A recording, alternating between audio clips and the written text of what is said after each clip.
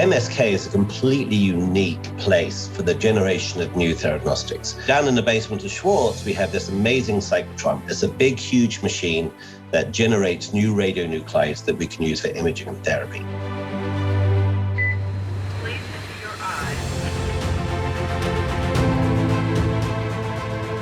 Our facility is composed of two main parts. One is the production area, which houses a lot of highly specialized equipment, which allows us to safely handle and create radioactive drugs. And the second component of this facility is the quality control area. We have about 8 levels of quality control that we perform on every individual batch. Because the radioactivity does not last that long, we have to make that isotope, we have to put it into a radiopharmaceutical, we have to do quality control, the pharmacist has to release it as a drug ready to go, and sometimes that whole process could be in the order of minutes to an hour. We don't have long before we can get it upstairs. The safety of the patients comes first. Whatever treatment reaches the clinical scenario and then becomes a standard of care is firstly checked for safety. We're seeing responses and survival in patients which would never have survived otherwise.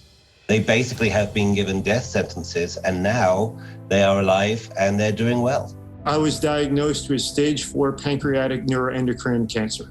And they told me to prepare myself for the worst, that I had an order of months to live if I was fortunate. That's when the doctor referred me to Memorial Sloan Kettering.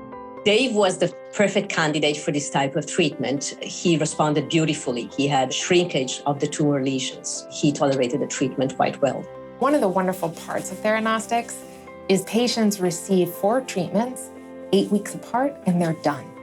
As we're getting responses, which aren't just improving life expectancy of patients from weeks or months, but to years. We actually get results. When you actually see the striking response to treatment in patients, that brings me joy. We have things to live for.